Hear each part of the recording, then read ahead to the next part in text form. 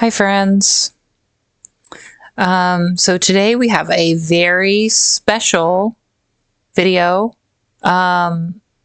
We are going to be going over what rodents are like in real life. Everybody wants a pet rodent, right? Everybody wants it. But did you guys know that that rodents are there's so many different kinds of rodents. We're going to be looking at every rodent. And this is in honor of Banjo Tooie because the anniversary, the 25-year anniversary is coming up in just a few years for Banjo Tooie. And Banjo is the most common rat in all of video games, I would say. Just my personal opinion. So basically, let's go ahead and begin our journey into the world of rodents. The world of rodents. Okay, so number one, and I've got some facts to share with you guys too. So this way we're going to be able to make more, like empirical judgments, pretty much. All right, I'm just making sure I'm set up. Okay. All right, so let's get started. So the first rodent that we're looking at is this one right here. This is known as the Laotian rock rat. All right, so the word Laos is from the Greek word for of stone, and that's the Greek word is Laos, and it lives around limestone rocks, the rock rat. So it's kind of like a double meaning of sorts because number one, it does live in Laos, and number two, it is like a stone. So this rat is made of stone. Second fact, first documented as being sold for meat in 1996. So this wasn't really something that was recognized by scientists before that. And now in the 90s, it was sold for a burger. For the price of one burger. And according to Wikipedia, at least, this is where I got a lot of my information. Wikipedia says that the rock rat is identified as having a duck-like gait and feet. So they kind of just like waddle around, I guess. And their feet supposedly help them walk on tilted surfaces, but the disadvantage to this is that they are incredibly slow. So, you got to make some trade-offs when you're a rodent. Some things are going to be better than others in terms of your biology and your anatomy. But for the Laotian rock rat, I am going to put this in the B tier.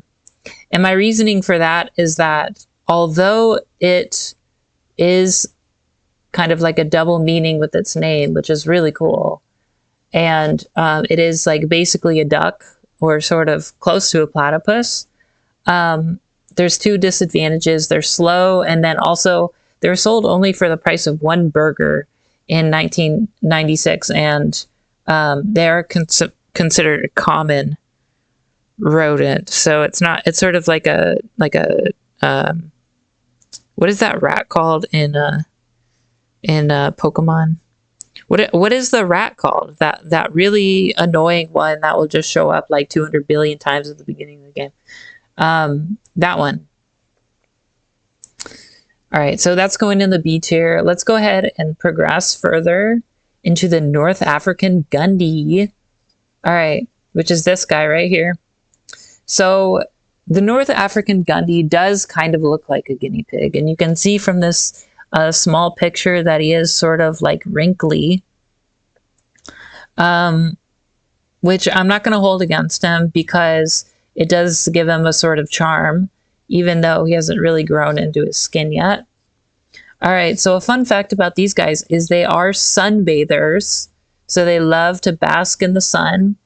Now, this is as long as the temperature is moderate. So if it gets too hot, if it gets to be like 30 degrees Celsius, they're not going to be sunbathing anymore. They're going to be out of concern for their skin. They're going to be inside streaming about rodents. Now, this is the crazy shit. They do not drink water. These rodents do not drink water. I don't know how or why they survive despite this, but they do. So there's zero water in their system. I guess they get it all from their food. But that dehydration is kind of, you know, something that a lower tier rodent would do. Maybe that's why they're so wrinkly, is they're just like super dehydrated. Now here's something interesting. Their teeth do not have roots. And I would say that that's another issue, because if they ever go to the dentist, then they are going to, they're going to be in trouble. If you ever brush their teeth, they're just going to fall right out. They're not rooted into their gums at all. They just literally fall out. So this guy is probably going to go, I'm going to say in the C tier. I would put him in the F tier because he's basically just copying the guinea pig, but he's more dehydrated. However, I do feel bad for him because he doesn't get to bask in the sun all day. He does have to go inside. And I feel bad for them about the tooth decay situation, since they can't brush their teeth. Okay, next up is the Cape Dune mole rat. This guy is Porky, sort of like Porky the pig, or like a round sausage. He is kind of the heaviest of all mole rats.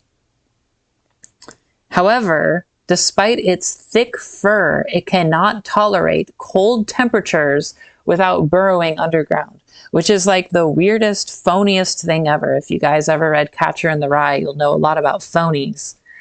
This guy is basically a phony. He's phoning it in every time it gets to be winter. He's just phoning it in and saying, hey guys, you know, I can't really manage to, do my job as an animal.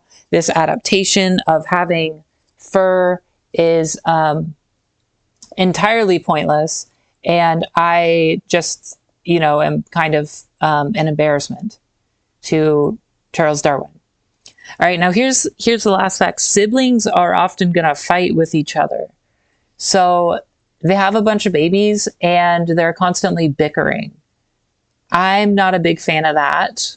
I think that we rodents need to stick together, especially spectrumally, if they are in a, like a rat den situation like Spectrum Internet. They need to not be fighting all the time. And maybe that fighting is why Spectrum consistently provides terrible internet service, is because they're too busy tearing each other's throats out to actually engineer an internet that will not cut out every single day. So let's go ahead and put this guy in the F tier. I know he's really cute, but his looks are kind of deceiving. That is my personal opinion, although I know it is a little controversial because plenty of people in Poland love to eat sausage, and this would remind them of their favorite food. Next up, Ansel's mole rat. Now, these guys are like, they have superpowers, okay? They have a notably big visual cortex compared to other mole rats. And this sort of enables them to see the bullshit in Spectrum's in Spectrum's promises when they say they're going to have like the, you know, the most consistent internet or whatever bullshit is like totally made up. They can see through that. Now, here's the other thing. They can sense magnetic fields. This is like actually a very, very cool fact. They can sense magnetic fields. Look at these teeth. They use their teeth sort of as like antennae to sense the magnetic fields. And they can sniff out and even like feel out when there is no magnetic field in your home because the Wi-Fi is not working. All right, here's another fact. They have monogamous king and queen. So they're sort of like bees, except they have a king in addition to a queen. And whenever they are in love, they will show each other their teeth, and they will brush each other's teeth, which is kind of like the opposite of the North African Gundy, which is a motherfucker. Now, the other thing about the Ansel's mole rat is their teeth never stop growing, sort of like human ears or nose or whatever that fact is.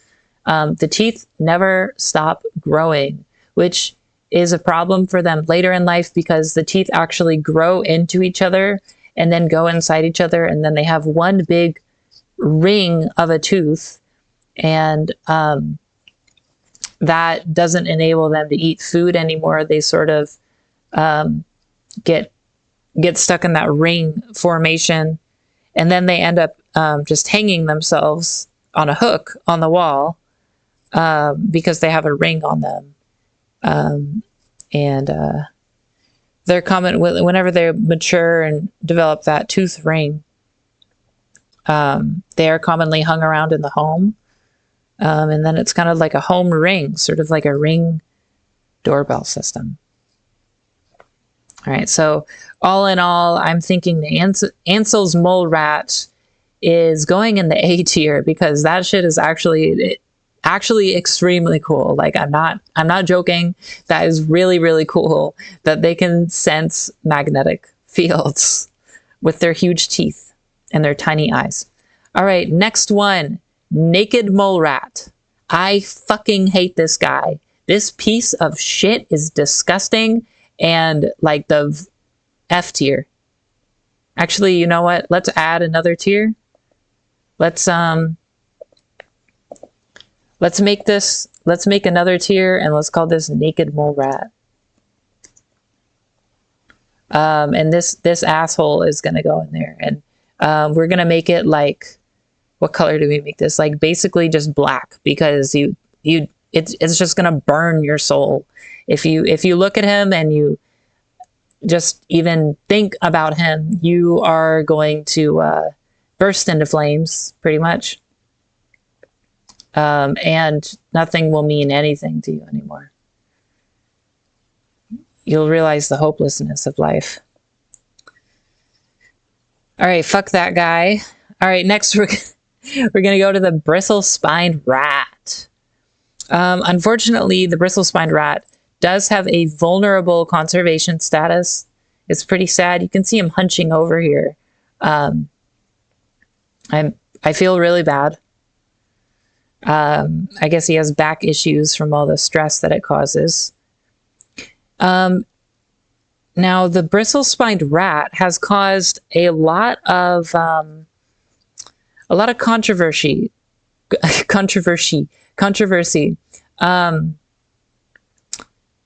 What this rat has done, sort of like a rat, has am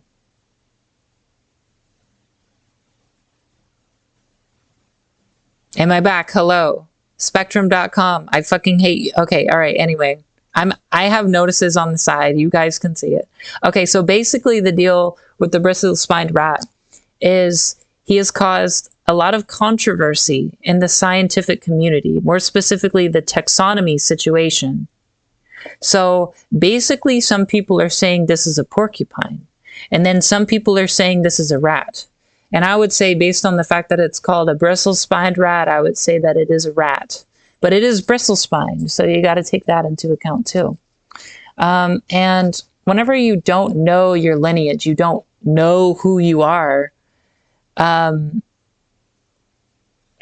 for that, I just feel like it's sort of like an existential situation to exist as a bristle-spined rat. It kind of makes you question, you know, like what is the meaning of legacy? What am I doing this for if I don't have any connections to other bristle-spined rats or other species?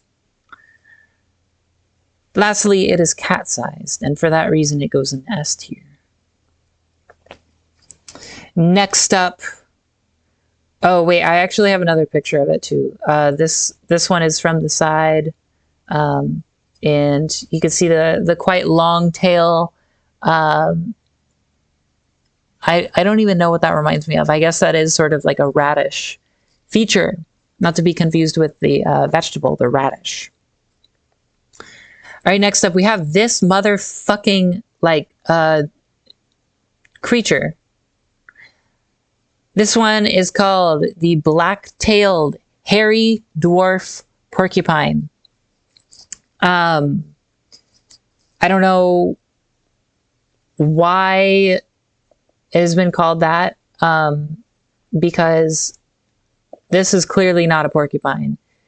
This is obviously, very obviously, the this guy from Labyrinth, if you have ever seen that movie, is this guy in the flesh, but in real life this time instead of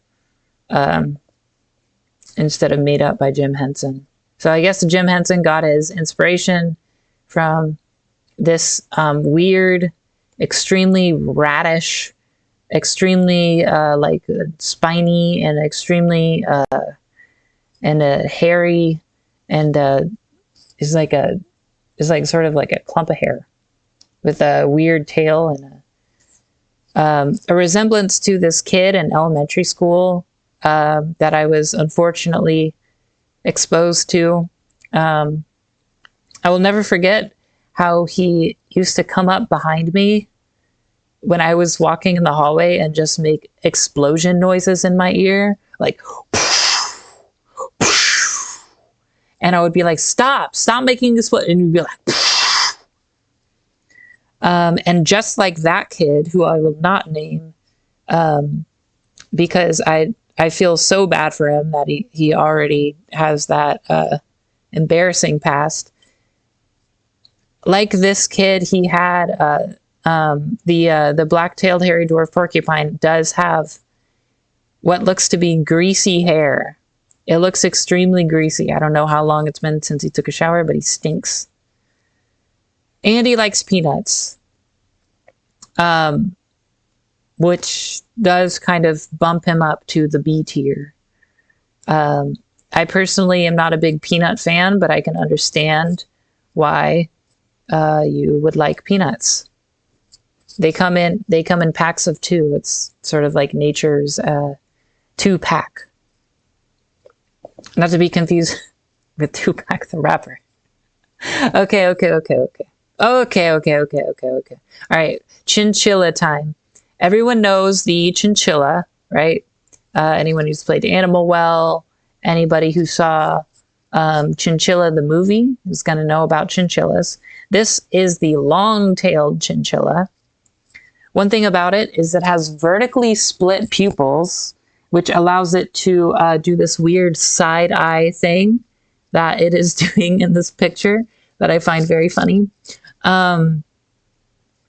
So that's a unique feature. Another thing is that it's active during twilight mostly, which is sort of like Twilight Princess. We're going to do another video for that because the anniversary for Twilight Princess is coming up in 6 days, I believe. The anniversary of it being invented. So this is sort of like if Zelda was a chinchilla. And they play in the dust. That's very, very cute. And they're kind of like pigs in that way. Sort of like guinea pigs, except they're not from Guinea. They are from chinchilla.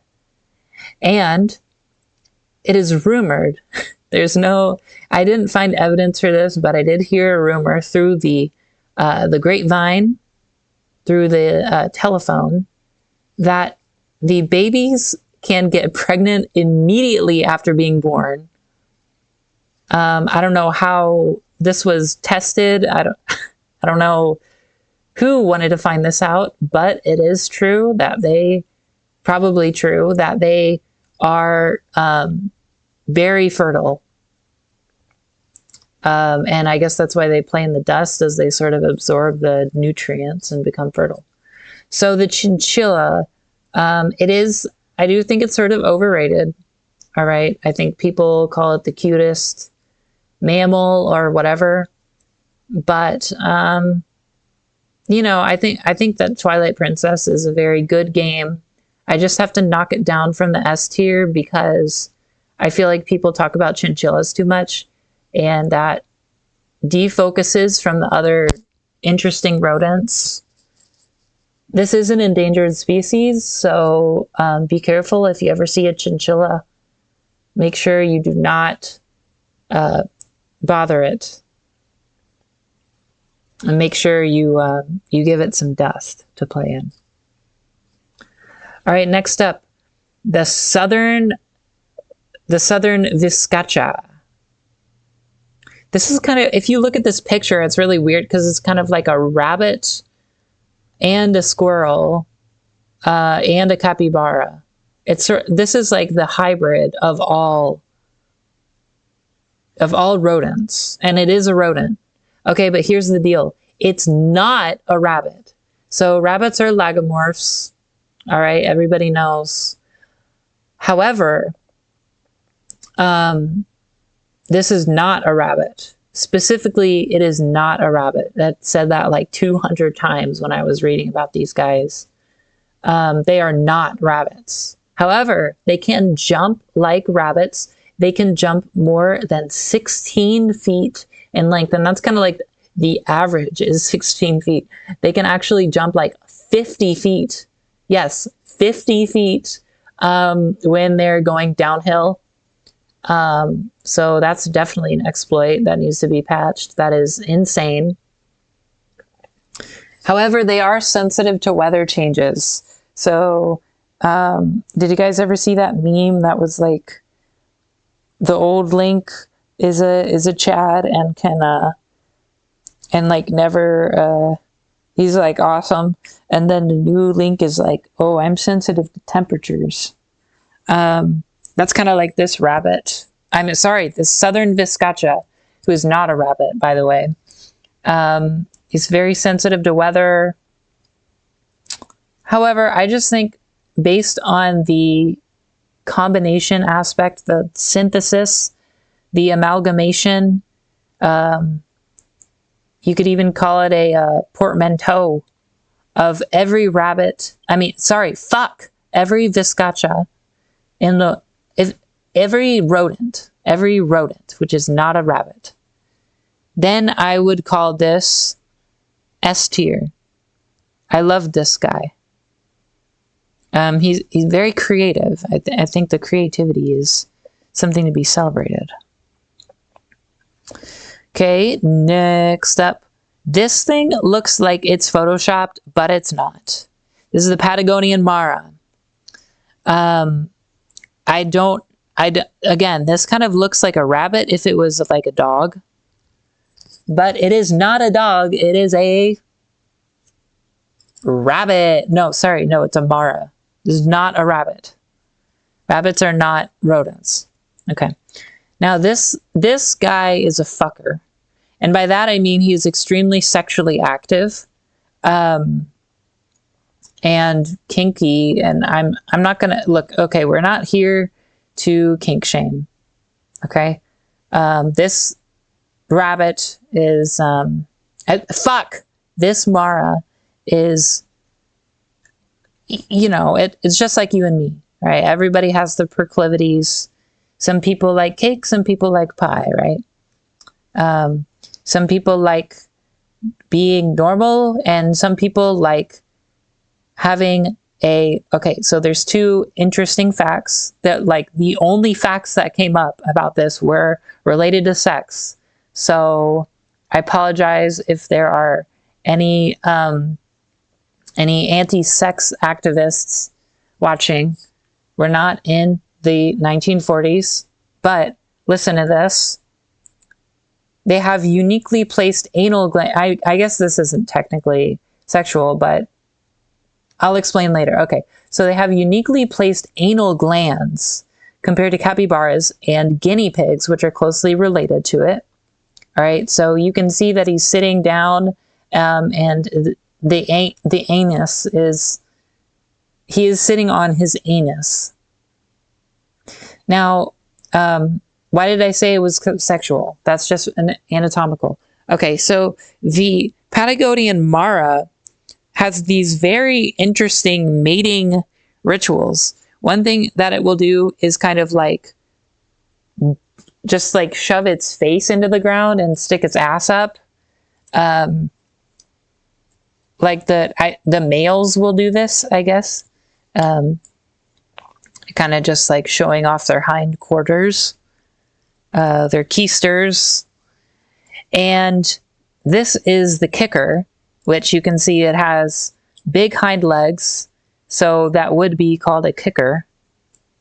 To establish monogamy. This is nearly a quote from Wikipedia. I'm not bullshitting you. Okay. To establish monogamy, males stand on their hind legs and pee on the female's butt. Okay. Then the female will shoot a jet of urine backwards onto his face. That's just, that's what they do. Okay. That's what they do. They are monogamous though. So not getting too experimental, but they do pee on each other regularly. Again, for the creativity and just kind of like the boldness, the daring to be the world's first pissing rodents. Sorry, the world's first pissing maras. Open piss kink. I am going to put this guy in the S tier, and my S tier is getting pretty full. I'm going to take this guy down. This is a very, I have like a quota for S tiers. So, we got to bring some of these out. All right. Next, the lowland paca, who is just a weird ass. If you can see his eyes, look at this. Look at his eyes. Google lowland paca and then try to not like have a nightmare. Okay. This guy is cross-eyed. And look, I don't have any issues with people with like whatever, but I can't take this guy seriously. I think he's doing it intentionally. Every spot on his body, this is a fact, every spot on his body is one time that he made a weird face at a human. He just does this for attention. It's fine. Just ignore it. Just ignore it. He's just doing it for attention. Now, he is confused with the agouti. This is not an agouti. If this were an agouti, then it would be not this. He's also confused with graffiti because of the many spots on him. Now, here's the thing. The lowland paca is a good swimmer, and it can hold its breath for a very long time. So whenever it's endangered, it will, or not, not like, you know, conservation status, but whenever it is being attacked by a predator or about to be, it will search for water to hide in, which I think is pretty cool. This is like the first aquatic rodent that I've heard of. Also, you can see its snout has sort of like a flare on the end of it. I kind of like that. The nose, I think, is actually an impediment to it because it does not vocalize very much. It does not speak. It is a very quiet rodent. And I think that the reason is because its nose is something that it's a little insecure about. And when you're insecure and you're a rodent and you have the ability to hold your breath, you keep your mouth shut. Poor guy. He is nocturnal too. He's a creature of the night, sort of like Dracula. So I would ordinarily put him at the C tier for being so quiet, because C is for quiet, starts with the K sound, or queet, or C is for cowardly because it's not speaking, or C is for can we go swimming? However, I'm going to move it up to the B tier because it is nocturnal and a creature of the night, and Dracula is an awesome concept. You think about it, if you've ever read the book, a realtor is the one who is getting terrorized. I approve of that because realtors are obviously something to avoid. They are not on this rodent tier list, but maybe in a future video they will be, or on a weird kind of creepy, like a alien tier list. All right, next we have Theodore from Alvin and the Chipmunks, also known as the Turkish hamster. These Turkish hamsters are sort of like they're in Turkey, all right? They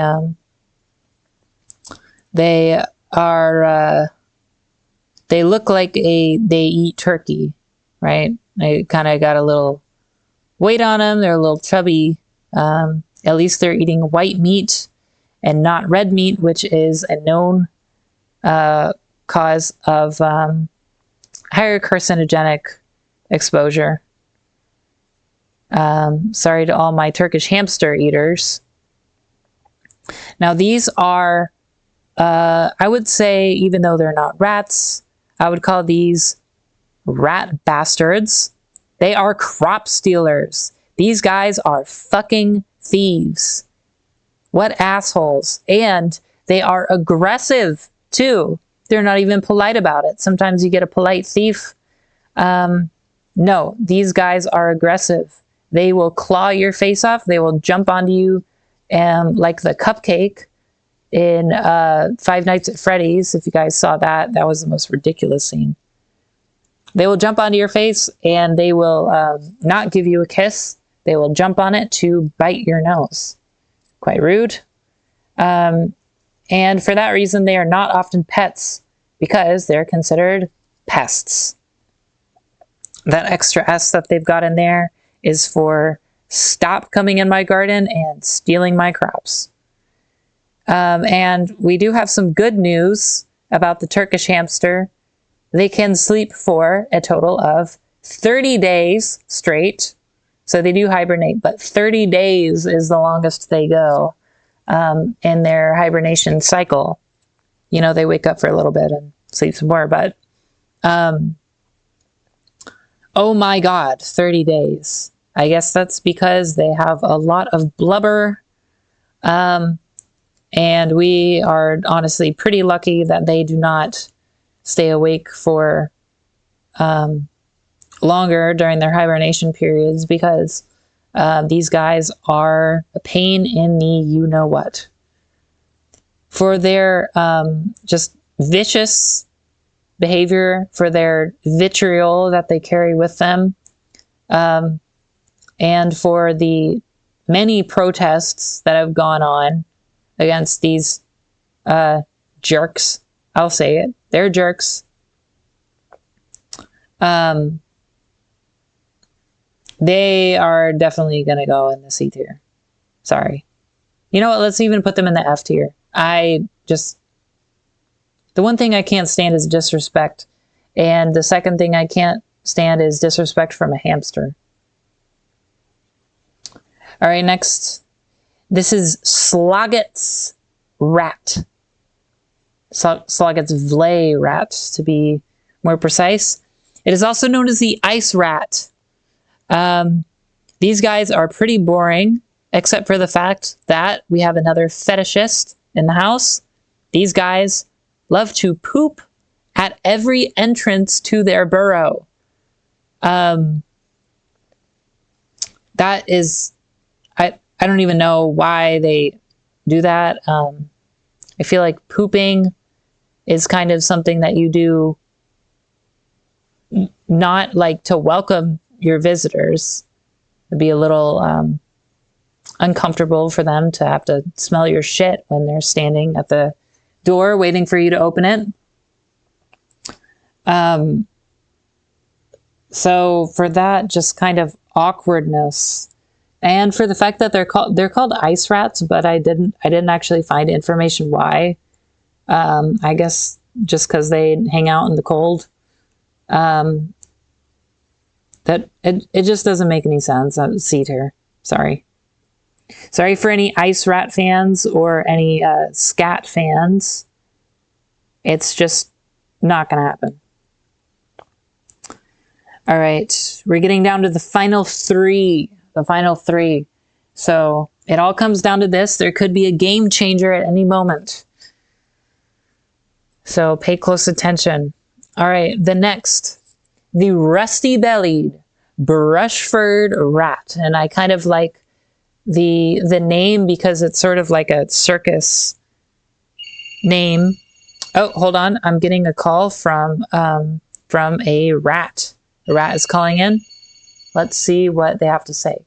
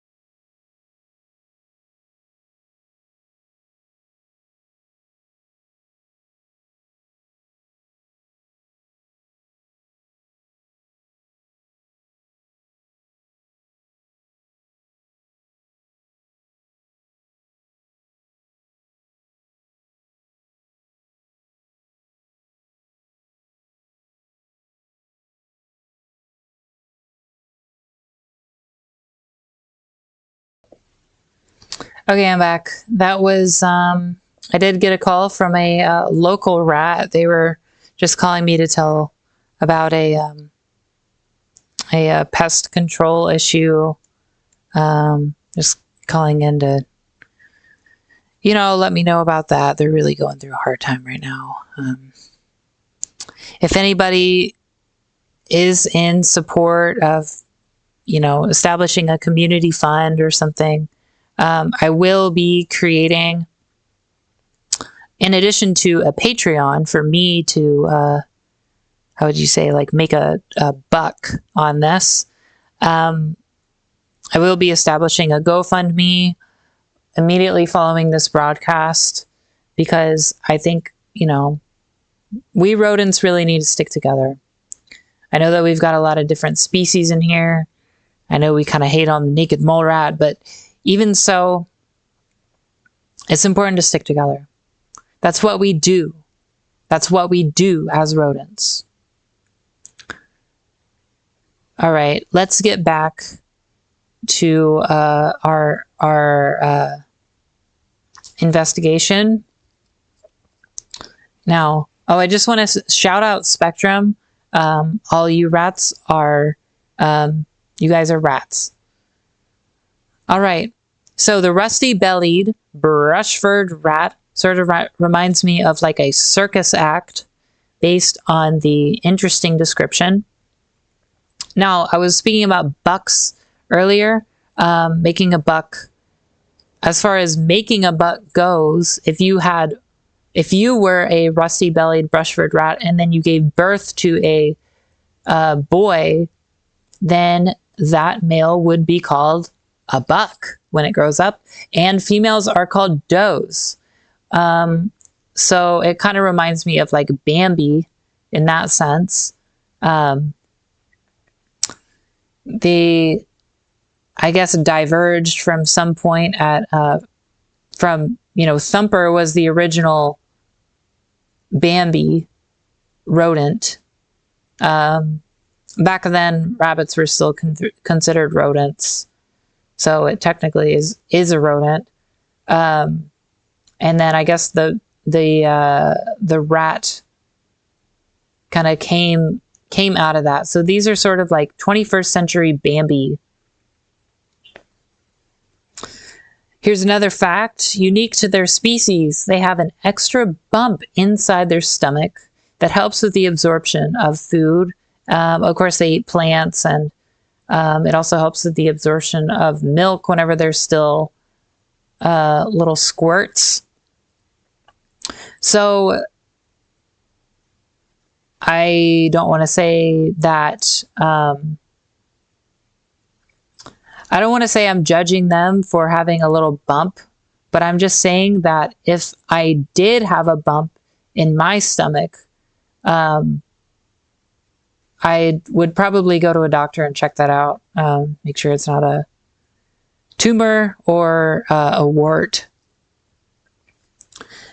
So I would say that, and look at how small they are. They're just able to be held by a finger. If you can see that picture up close, this human has a dirty fingernail.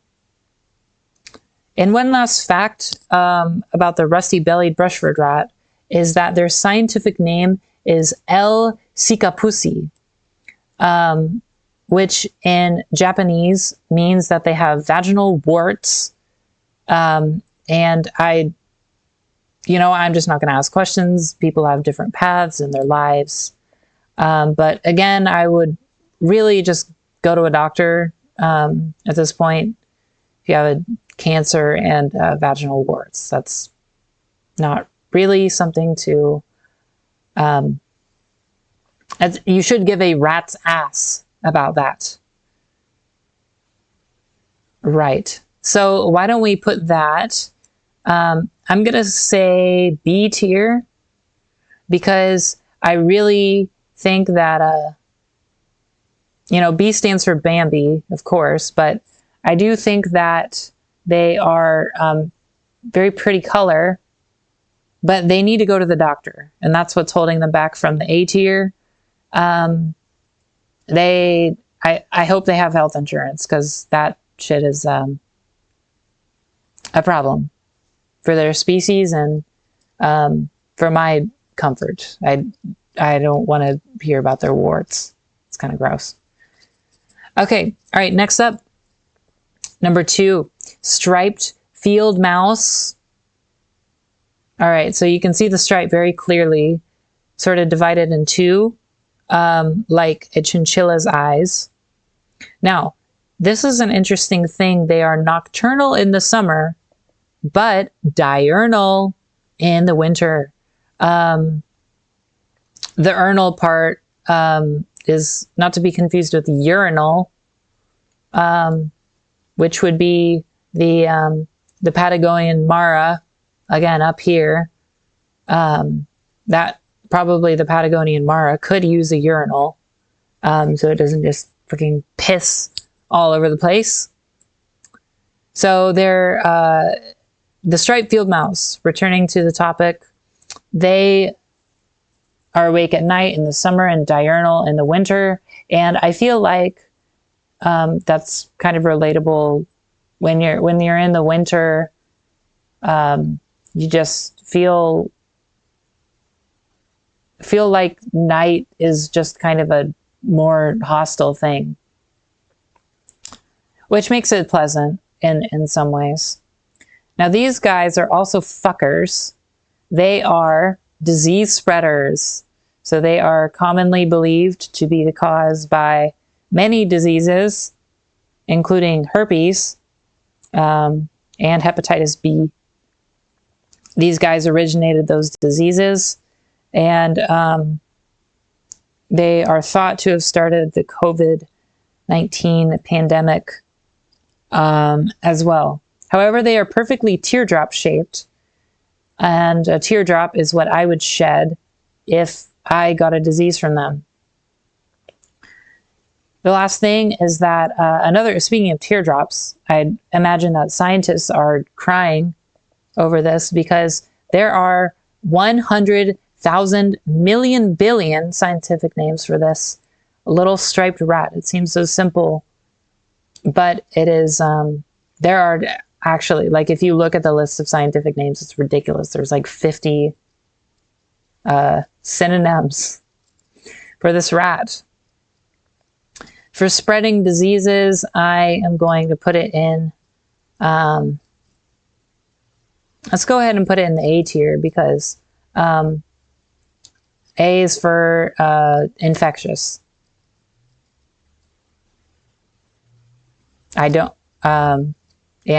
A is for